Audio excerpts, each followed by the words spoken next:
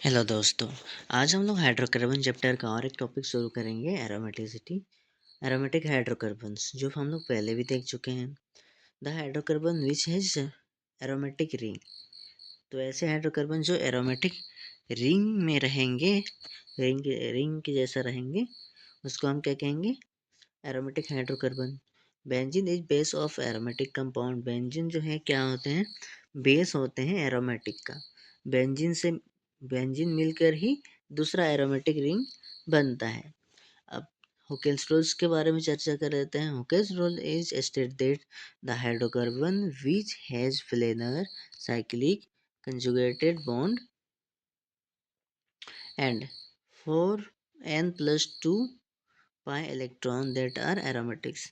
तो Huckel's rules के अनुसार एरोमेटिक के लिए क्या क्या होना चाहिए? प्लेनर्स होने चाहिए, साइक्लिक होने चाहिए, कंजुगेट बॉन्ड होना चाहिए और इलेक्ट्रॉन की संख्या जो है, पाई इलेक्ट्रॉन की संख्या 4n+2 होना चाहिए।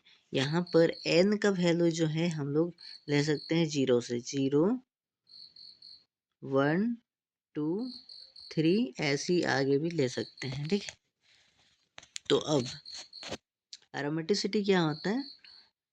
जो हुकेल्स रूल्स को फॉलो करता हो और प्लेनर साइक्लिक ये सब भी हो, है ना, तो उसको हम कहेंगे एरोमेटिसिटी।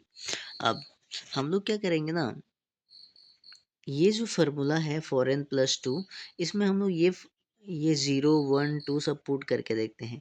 n की जगह अगर हम 0 पुट करेंगे, n की जगह यहाँ पर इस फार्मूला में, तो हम लोग का क्या आएगा? 4n। तो n अगर 0 रखेंगे तो 4n तो खत्म हो जाएगा, 0 हो जाएगा, सिर्फ 2 बचेगा, +2। तो 2 और इधर में बाहर में है पाई, यानी 0 रखेंगे तो 2 पाई इलेक्ट्रॉन होगा। अगर हम 1 रखेंगे n की जगह, अगर हम 1 रखते हैं तो कितना हो जाएगा? सॉल्व करेंगे तो 6 पाई इस फार्मूला से, है ना। 4n+2 में 4n+2 में अगर हम 2 पुट करते हैं, 4n+2 में अगर 2 पुट करेंगे तो कितना आएगा? 4 2 जा 8, 8 और 2 10, 10 electron, 10 pi electron, 10 pi electron. तो ये सब इलेक्ट्रॉन संख्या है। अगर किसी कंपाउंड्स में इलेक्ट्रॉन संख्या, पाई इलेक्ट्रॉन की संख्या 2 हो या फिर 6 हो या फिर 10 हो, तो वो एरोमेटिक्स कहलाएगा।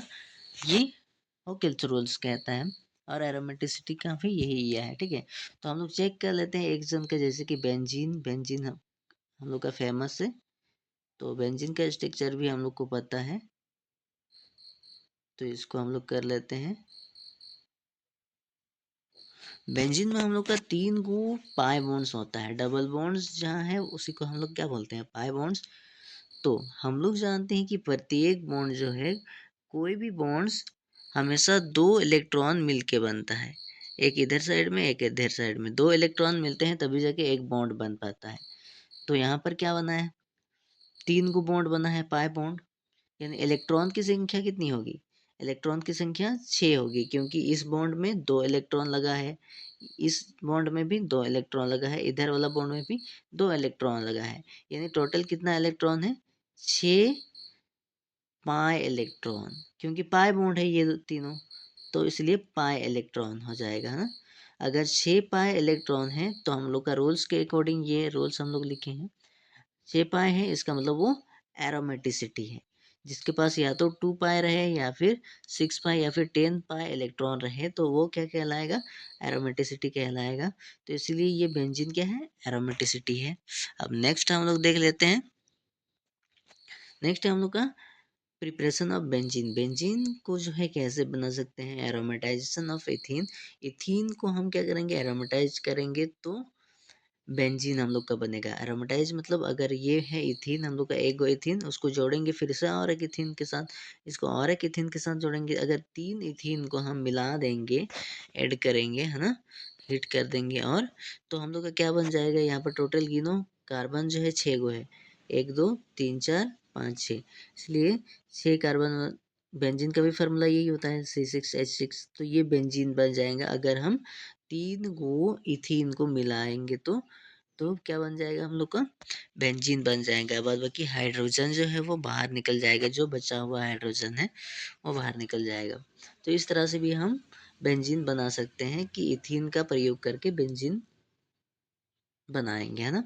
अगला डीकार्बोक्सिलेशन। डीकार्बोक्सिलेशन में क्या होता है, sodium salt of benzoic acid is heating in presence of soda lime then benzene is form. अगर हम सोडियम है ये, sodium salt of benzoic acid, ये सब है benzoic acid. Benzoic acid, sodium salt of benzoic acid को हम क्या करेंगे, हीट करेंगे सोडा लाइम यानी CaO, कैल्शियम ऑक्साइड के प्रेजेंस में, तब हम लोग का बेंजीन ही बनेगा, ठीक है। इसके साथ भी ऐसे करके भी बेंजीन बना सकते हैं। और अगला है हम लोग का रिडक्शन ऑफ फेनॉल। फेनॉल को अगर हम रिडक्शन करेंगे तो भी हम लोग का बेंजीन बनेगा। When phenol is reduced by adding zinc then benzene is form. अगर हम फेनॉल को, ये रहा फेनॉल का फार्मूला, फेनॉल को अगर हम जिंक ऐड करके रिड्यूस करेंगे, ठीक है। रिड्यूस करना मतलब कोई भी हम ऐसे एजेंट डाल देंगे जो इसको हटा, ऑक्सीजन को हटा दे, है ना। तो हम जिंक डाल दिए, ये भी ऑक्सीजन को हटाने का काम करता है। तो जिंक, फेनॉल को जिंक के साथ रिएक्शन कराएंगे तो हम लोग का क्या बनेगा, बेंजीन बनेगा। और वो जिंक क्या करता है, ऑक्सीजन को हटा देता है और सिंपल क्या रह जाता है, बेंजीन रिंग बन जाता है। तो ऐसे करके भी हम बेंजीन बना सकते हैं।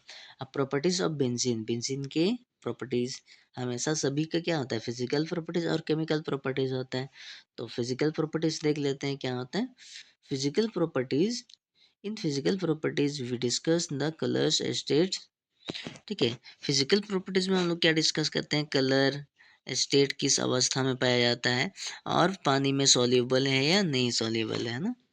तो benzene is colourless. Hydrocarbon benzene जो है कलरलेस होता है, उसमें कोई कलर नहीं होता है। It found in solid and liquid state. ये बेंजीन जो है दोनों स्टेट में पाया जाता है, सॉलिड स्टेट में भी, सॉलिड अवस्था में भी, और लिक्विड अवस्था में भी, दोनों में पाया जाता है।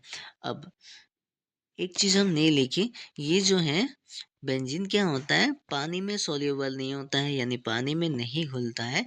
जबकि कोई भी ऑर्गेनिक कंपाउंड्स मॉलिक्यूल्स हो, कोई भी ऑर्गेनिक मॉलिक्यूल्स हो उसमें घुल जाता है। जैसे कि हम लोग का फेनोल हो गया, ये भी ऑर्गेनिक्स है। जितना भी ऑर्गेनिक्स मॉलिक्यूल्स है उसमें बेंजीन जो है क्या हो जाएंगे, घुल जाएंगे, जबकि पानी में ये नहीं घुलेंगे। तो इस वीडियो में इतना ही रखते हैं। केमिकल प्रॉपर्टीज नेक्स्ट वीडियो में देखेंगे, क्योंकि ये चैप्टर लंबा है थोड़ा सा, केमिकल प्रॉपर्टीज। तो इस वीडियो में इतना ही रखते हैं, फिर नेक्स्ट वीडियो में हम लोग करेंगे। अगर कुछ डाउट्स आएगा तो कमेंट्स करना, हम इसका जवाब देने का प्रयास करेंगे या फिर नया वीडियो बनाएंगे। इसका मैकेनिज्म सब भी समझा देंगे, हालांकि मैकेनिज्म जो है नहीं आता है तो इसीलिए नहीं बता रहे।